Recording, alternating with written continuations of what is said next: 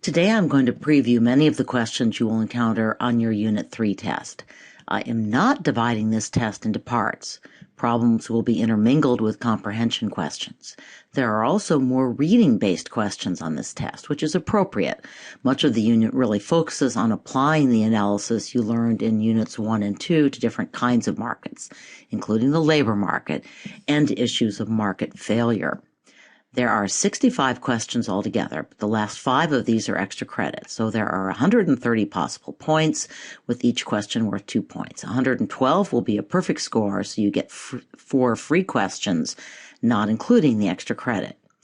I am not going over the reading questions except to say that they are taken from your various reading quizzes and extra credit quizzes, and that you should read them carefully because sometimes I have changed the question in a way that will change the answer. The reading quizzes, including the extra credit reading quizzes, are all open for your review or will be. If you haven't taken a quiz, you will need to submit the attempt in order to review the answers. I will not be entering any further grades for quizzes that have closed. There will be no vocabulary matching on this test. Given the shortened day, I needed to cut somewhere. This seemed a good place. But several of the multiple choice questions are in effect vocabulary questions. So you need to know these terms in particular. And for that matter, you really need to understand them to answer other questions and to solve problems. These are all, I think, pretty easy questions, and if you have any doubts about your understanding of market structure, I recommend you go back and watch the short little clip on market structure that I posted from another economics teacher. Basically, perfectly competitive markets have lots of sellers, largely undifferentiated products, and no market power. In other words, they are price takers. Producers in these markets are price takers. Monopolistically competitive firms also have lots of sellers and quite similar products, but they try to decrease elasticity of demand for their products and create a little market power by marketing their particular brand. I've given sneakers as an example of this before. Oligopolies have small numbers of producers with more market power. Duopolies have 2. And OPEC is a good example of an oligopoly. Monopolies control an entire industry. Does that mean they are entirely price setters? No, not entirely, because they are themselves still subject to the law of demand. Higher prices still mean lower sales. Still, a profit-maximizing monopolist will still produce less and charge more. If you're going to tackle the extra credit questions, you need to understand that.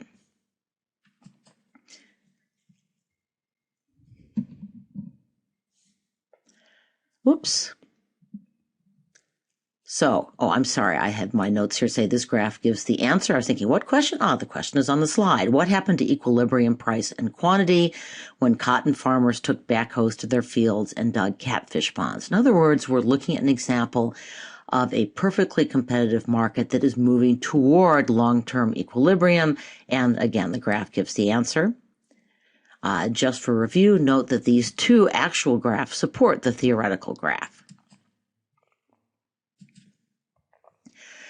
I'm not asking any questions from the Corn Farmers Report reading quiz, but I am asking a few similar questions, from a similar report on catfish. This is a pretty simple chart to interpret.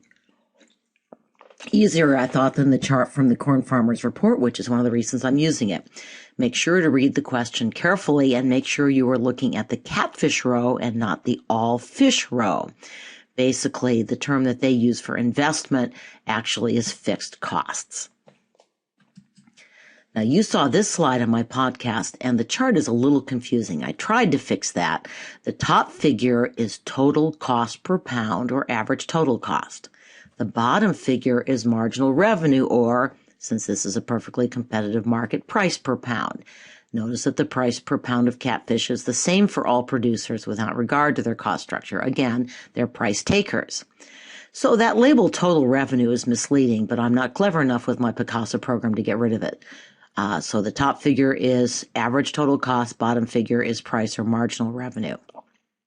So with that information, you know how to calculate profit per unit, right? Remember the money rules, including rounding to the nearest cent or hundredth, no zeros in front of the decimal, no dollar signs, commas should set off thousands or millions. By the way, if you find these calculations confusing, you may want to review the answers to the Corn Farmers Quiz because it's a very similar set of problems. So, supply is the marginal cost curve, right? For a firm operating in a perfectly competitive market, demand is a horizontal line at the market price, which is also marginal revenue. So for a perfectly competitive firm, marginal revenue is the same as price, and the profit maximizing point of production is where marginal revenue or price equals marginal cost. That is something that really should be in the hard drive by now. So I just remind you that the supply curve is actually the marginal cost curve. And so the of any individual producer. The market supply curve is, again, the sum of every producer's marginal cost curve. So what increases or decreases market supply? Basically, there are two answers. Something that changes the number of suppliers, or something that either raises or lowers costs. What's confusing here, in my experience, is that decreasing marginal costs increases supply. In other words, it shifts the supply curve, or as we now know it is, the marginal cost curve to the right. This is really a concept left over from Unit 2, but you need to understand it for this test and, of course, for your semester final. So which of these graphs describes what happens if costs decrease? Say, there is a new technology that allows each worker to produce more and therefore reduces marginal costs. Or say that one of the inputs, flour, butter, chocolate, chips, declines in price. The marginal cost, because of this decrease in cost, would shift right from green to purple. The firm would produce more. Similarly, if costs increased, the marginal cost supply curve would shift left, again, to the purple on the graph on the right, and the firm would produce less. Make sure you understand this relationship. Again, pictures are your friend. And yes, the test does include some scenarios where you have to identify whether demand or supply shifts, in what direction it shifts, and how this affects price and quantity. If you are still struggling with this, I moved the practice quiz on this kind of question down to Unit 3 from Unit 2, and it's open. Now, these are problems that did not appear on your practice or actual quizzes, but they follow exactly the same logic. Be careful, by the way. You will see charts just like these on your test, but the numbers have changed. Again, the profit maximizing rate of production is the rate at which marginal cost equals marginal revenue or price, since this is a perfectly competitive market. So if the market price is $1, then the entire market will produce 4,000 cookies. Please pay attention to this warning. Since I don't have commas on the chart, I do not want you to put commas into your answers. Enter them as they appear on the chart.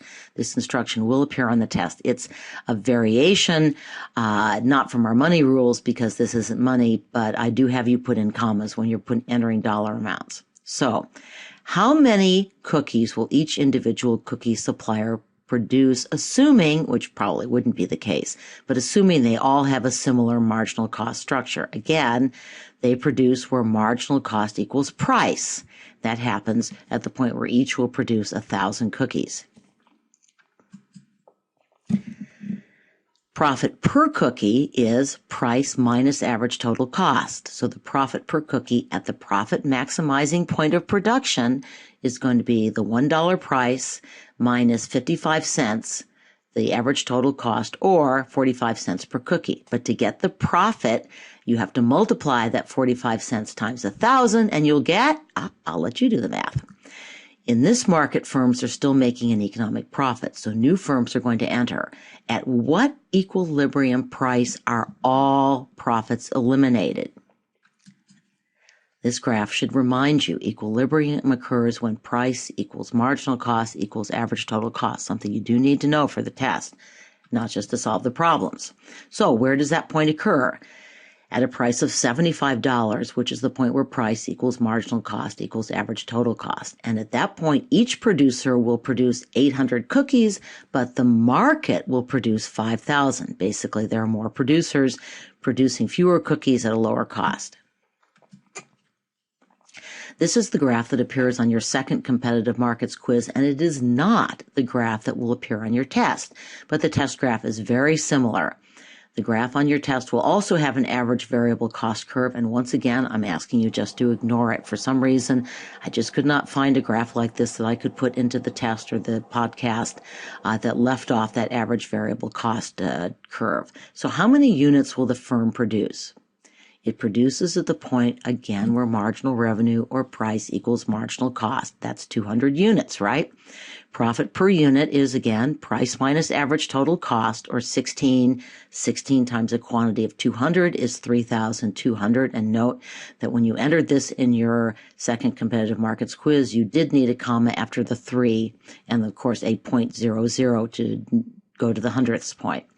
The long-term equilibrium price is the price at the point where price equals marginal cost equals average total cost. On this graph, that price is $20. If you find this confusing, I strongly encourage you to review the second competitive markets quiz.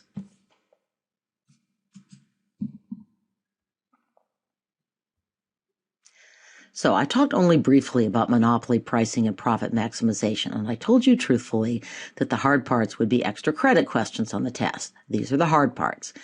This ugly graph is well explained in your textbook, Chapter 7, or in my old textbook where I actually get the graph from. That was also Chapter 7. I also posted my PowerPoints from this lecture, which include the ugly graph. And if you listen to the very first part of my podcast lecture that leads into the OPEC reading, that explains this as well. But again, it's extra credit. If it's just more than you want to tackle, leave it alone. Focus on the things that you need.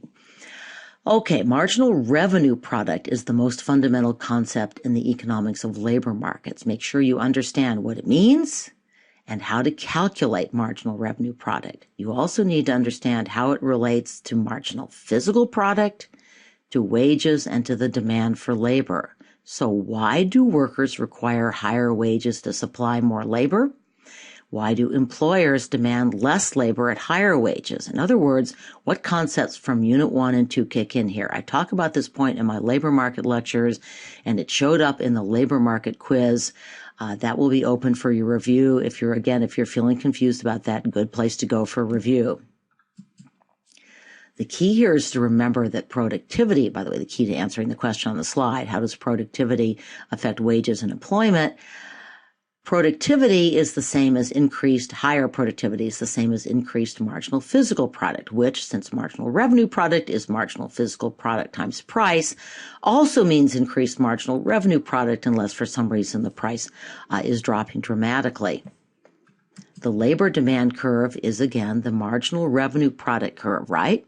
So you need to know what increases demand for labor, aka marginal revenue product, and remember that an increase means a shift to the right. So what increases or decreases labor supply?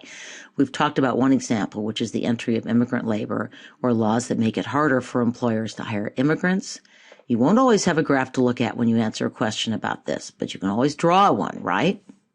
Increased labor demand, by the way, is what's driving up prices for Walmart, McDonald's, etc., because there is a tightening labor market. Employers are selling more. They need more employees.